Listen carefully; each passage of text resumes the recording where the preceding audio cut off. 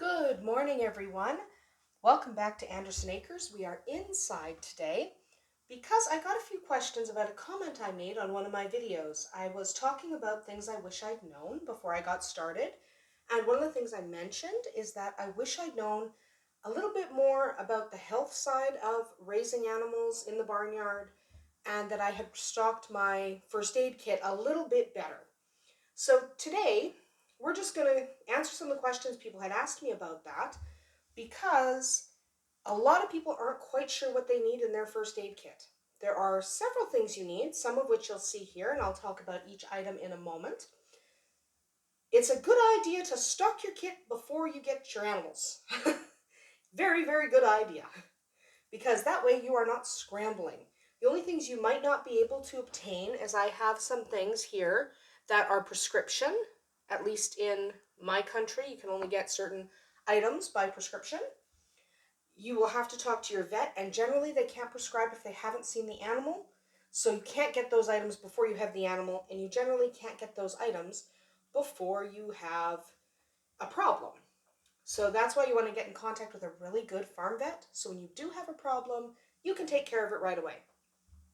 So the very first thing I like to have on hand that you can get without a prescription is stuff to worm your animals. Most of your animals do have to be wormed. Your horses, your goats, occasionally your chickens. Don't worm your chickens without cause, but it is something you may have to do. And I like to worm my outdoor rabbits at least once a year. I usually do it twice a year.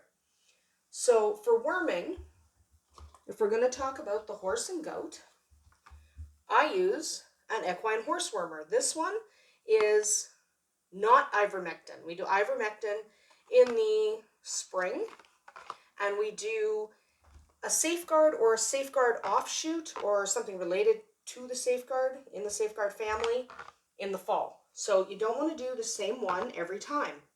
This is what we're using this fall. That's why I have it. I do not have the ivermectin one. Now we have a mini horse. So if you look at this, sorry, I'll just take it out of the box here. If you look at this, this is a tube for a full-sized horse.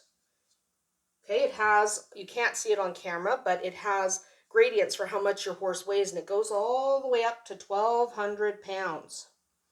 So 1,200 pounds is way too much for my little guy. He weighs only about 500, no, 200, sorry. I was thinking about a different horse. That does not live here. He weighs about 200, 225, not more than that. So this entire tube is too much for him. But you don't want to underdose your horse. You want to make sure that they are getting as much wormer as they need.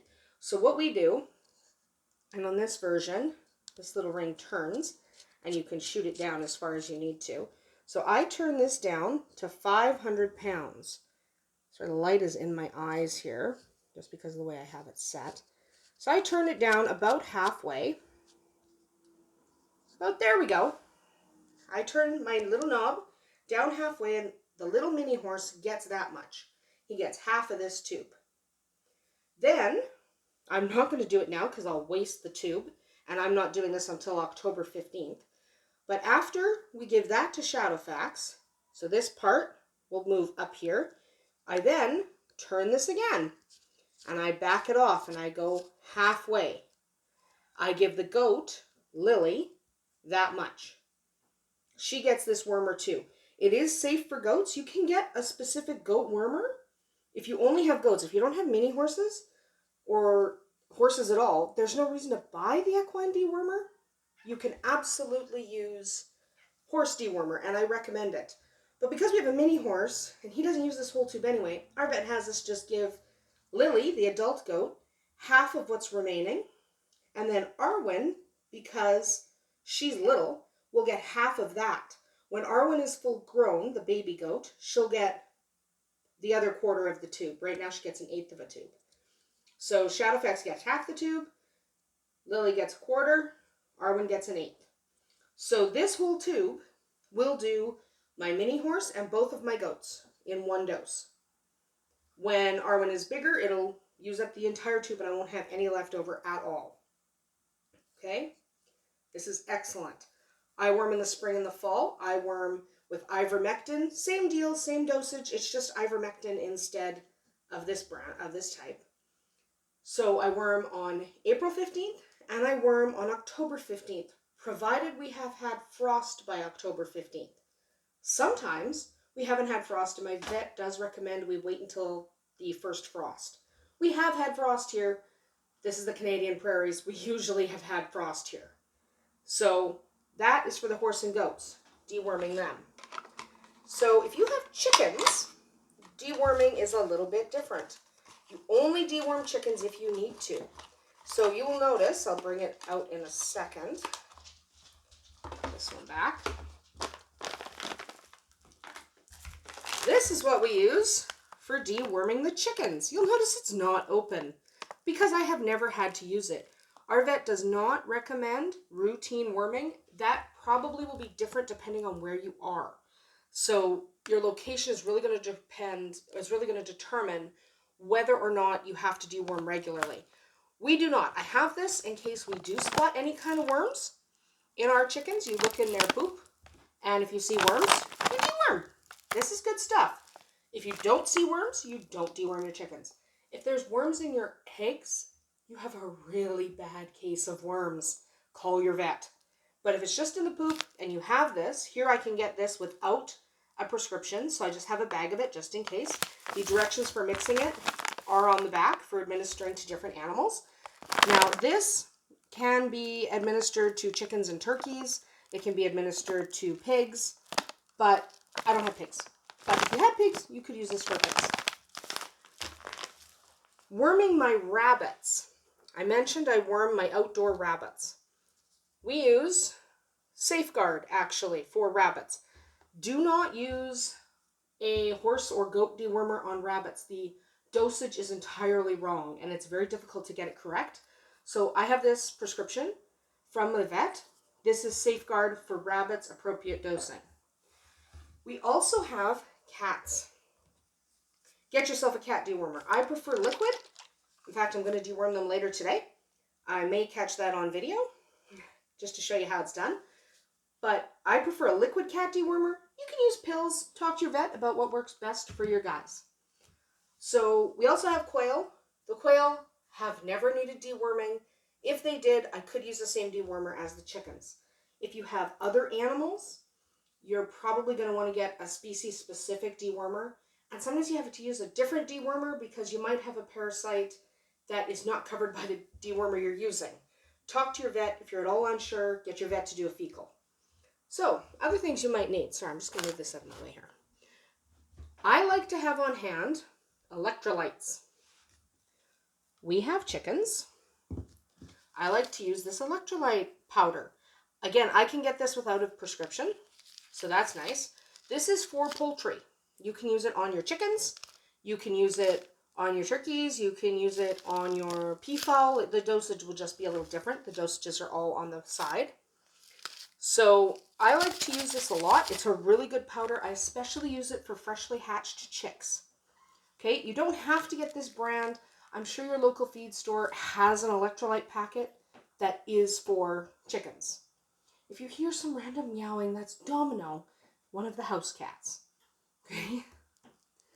She's chittering because there's birds outside. So ignore that.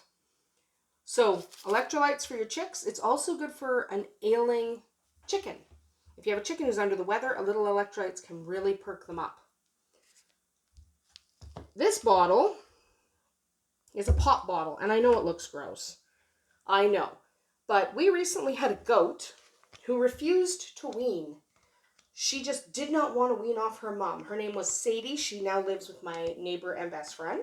But she didn't want to wean. So when her mom decided, that's enough, you can't have any more from me, she decided to go on a hunger strike.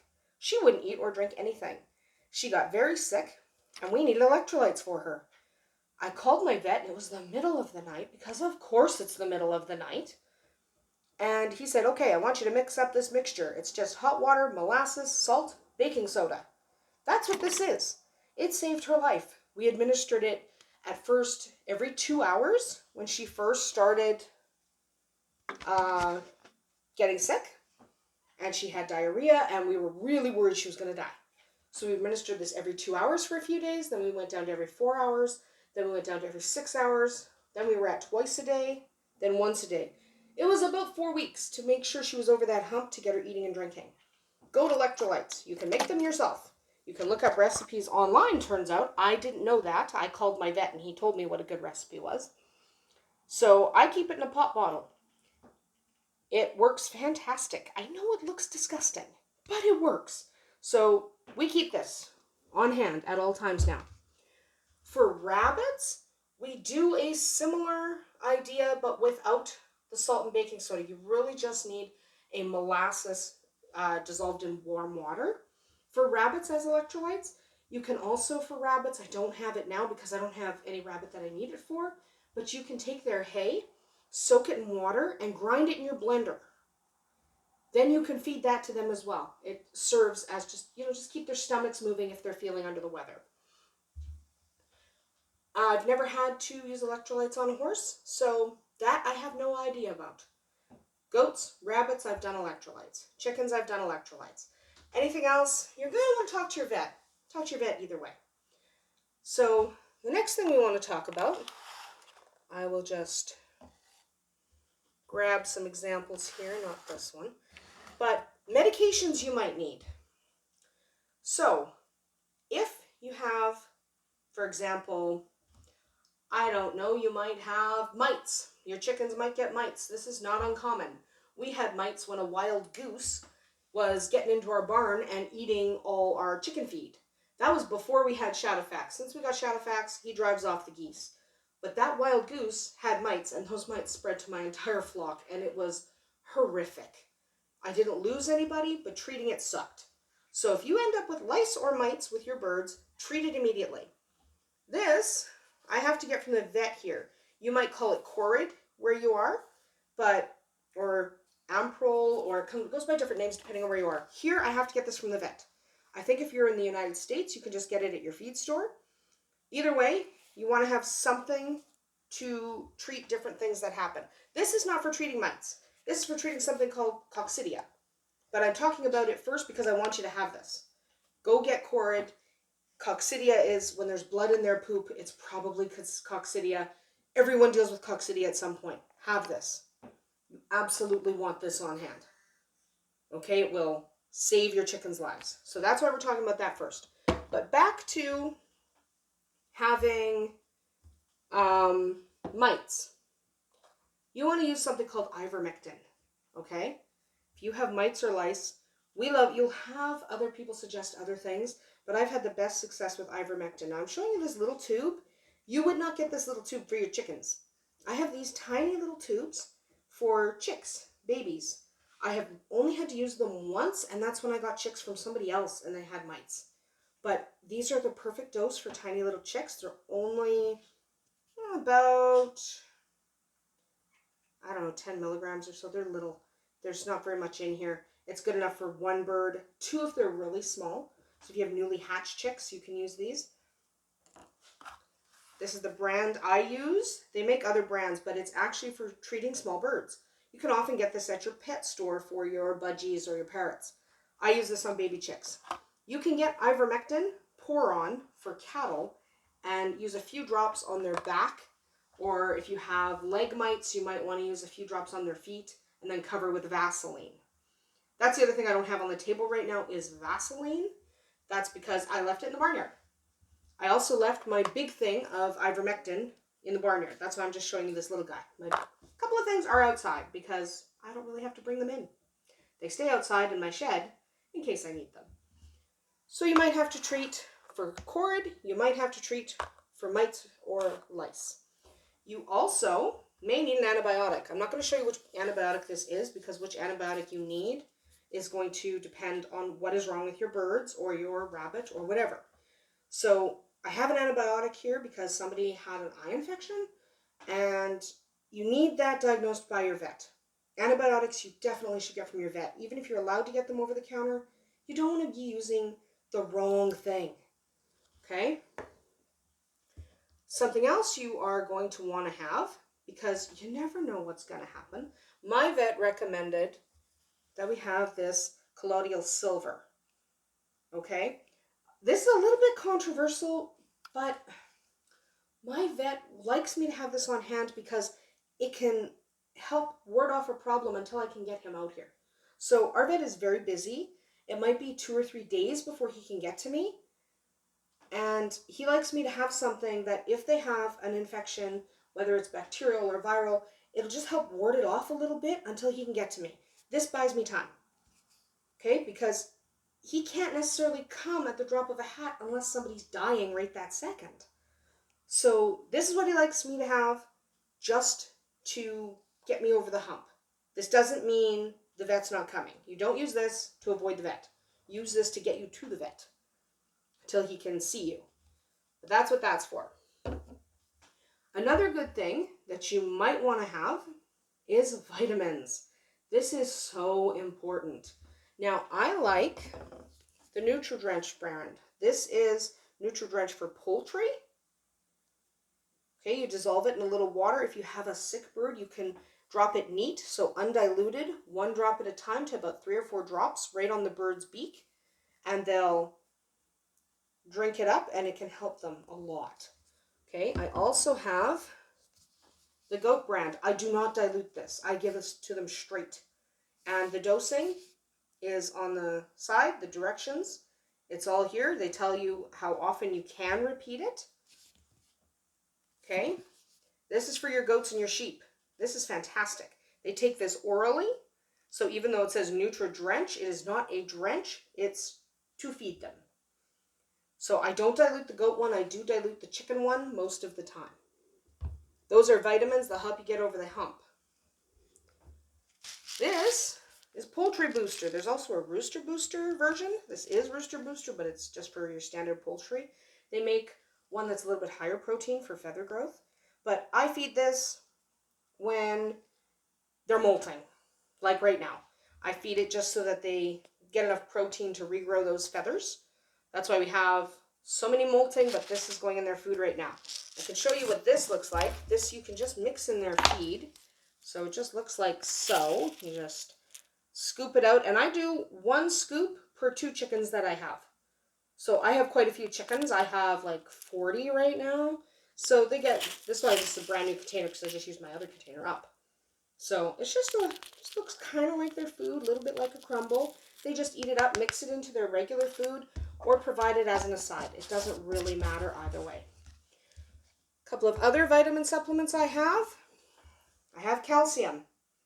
Okay, you don't need it, but if you ever notice that your chickens are laying soft-shelled eggs and it's a persistent problem, it means they're not getting enough calcium.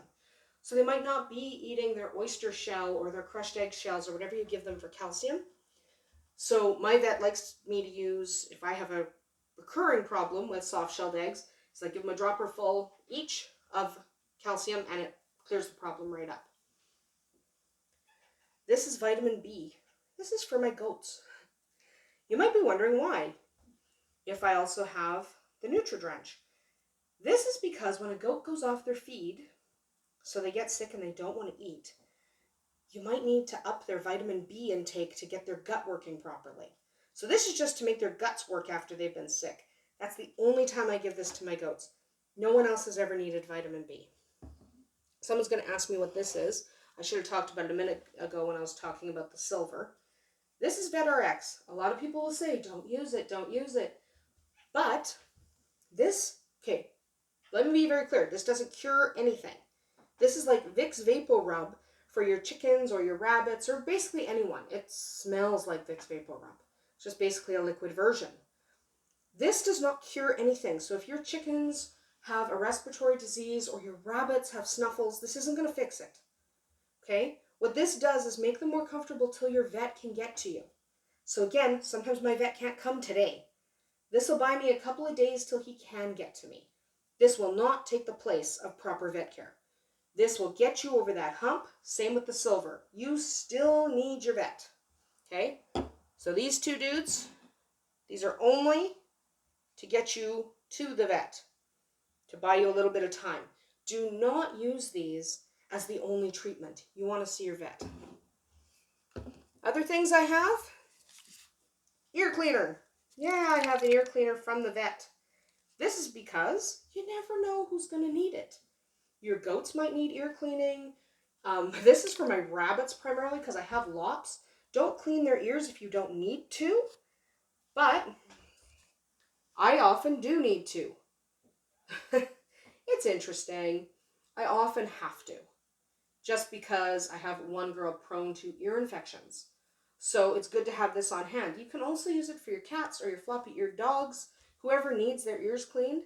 You can, of course, use an over-the-counter one, but since I get so much from my vet anyway, it didn't make sense not to get it from him.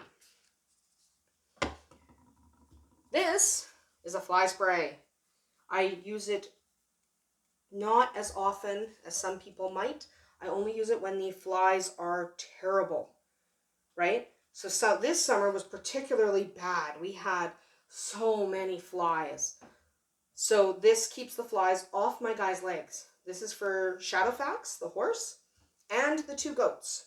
Well, 3 goats before we sold the 3rd. She went to live next door. Didn't exactly sell her, but you know, that's fine. So this works really well. You might want to ask your vet what brand you should use. I use this one because my vet recommends it and it's available in our area. Okay. This is just a probiotic. This is for the rabbits. It is open because I've used one tube. But this is actually for my rabbits. If they've had some tummy trouble, especially if they've suffered from GI stasis, we use this to get their guts going again. Obviously under supervision from a vet. Something else good for rabbits. These are, yes, I know they're for babies. They're instant colic relief for babies. Okay? This is vital. If you have a rabbit that suddenly stops eating and you suspect some kind of GI stasis, these gas drops, these are just infant gas drops, can help get his belly moving again. Now, I always take my rabbits to the vet if they have any GI stasis, but again, GI stasis can kill in a matter of hours, and you might have a problem at midnight. Your vet may not answer the phone until 7 a.m. This will get you over that hump. Have these on hand if you have rabbits. I've only ever used them on rabbits. No reason to use them on anyone else. Okay, this is a soap for my horse. It's a brand new bar because I just had to use the other bar. I like using a soap designed for horses on him. I don't need to wash him that often, but he is a mud roller. So do you need this? Not necessarily. You can brush most of the dirt out, but my guy loves to roll in the mud. It's kind of ridiculous. So we like to have a soap. So first aid-wise, what do we need? First, you need to clean up wounds, okay? I have these little baby wipes. You can use them to clean up wounds. You can use them to clean up wounds, or you can just use them to clean up your animals. So if your rabbit's a little dirty and you don't want to give him a bath because you shouldn't give your rabbit a bath, you can just use these to wipe your animal down. These are baby safe. Most baby safe wipes are safe for animals because we have a lot in common. So these ones are bamboo. I like the bamboo ones, and my rabbit doesn't chew on them. So this is what I use. You can use pretty much any baby wipe you can get at your grocery store. It doesn't really matter what wipe you use. I also like to have these wipes.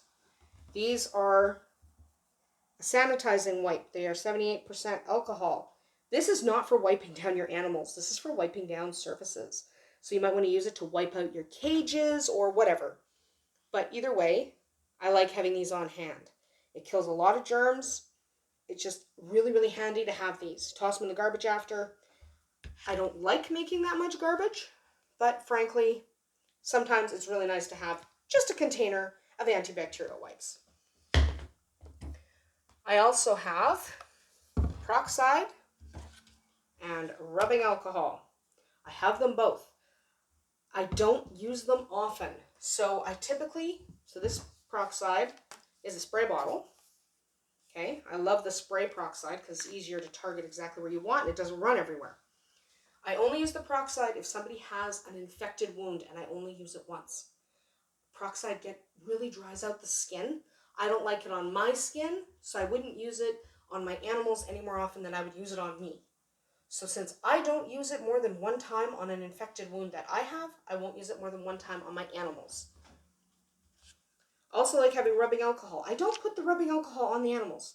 I use this to clean my tweezers or clean a razor blade or whatever it is that I needed. Okay, that's what that's for. I don't put that on the animals because alcohol stings when you put it on a wound. I use it for disinfecting things, like tweezers, not animals. This is antibiotic ointment. Here it's polysporin. You might have neosporin in your area. It depends where you are. But antibiotic ointment, you can also buy non-name brand. So you can buy store brand, right? It doesn't really matter what brand. They're all basically the same. You do not want to get the ointment with pain relief. Do not get that one. It is toxic for most of your animals.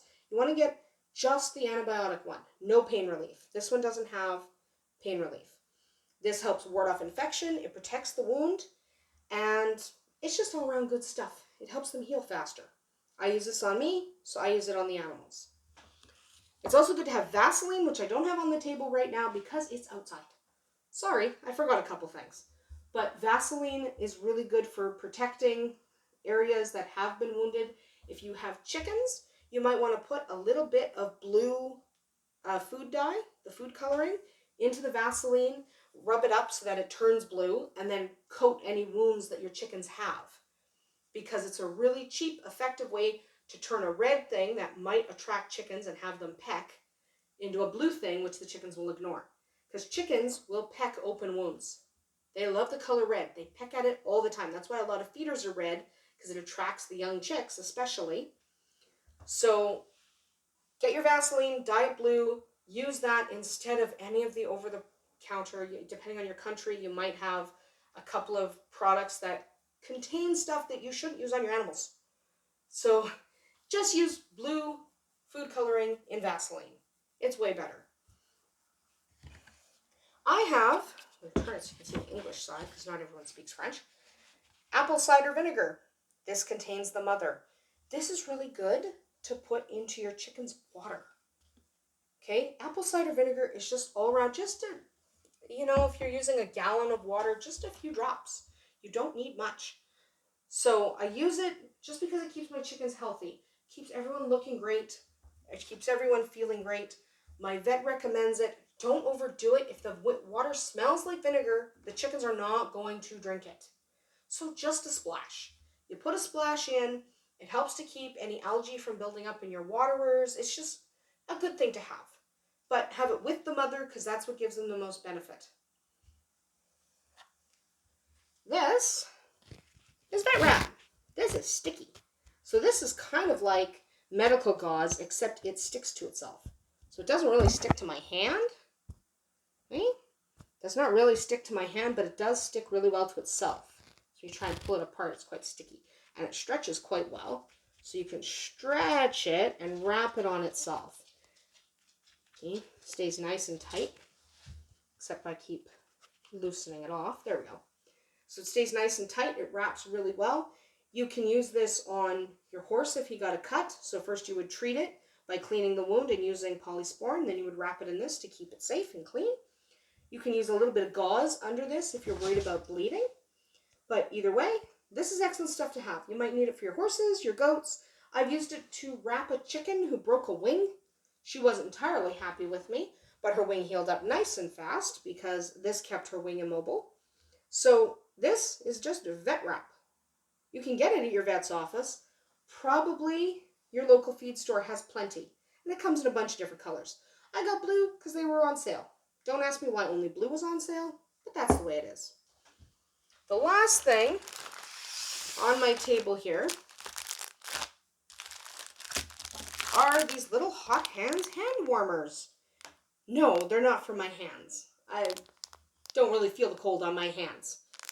These are specifically for chicks or sick birds or anyone who needs a little heat for just temporary to get their body temperatures up, like your rabbits.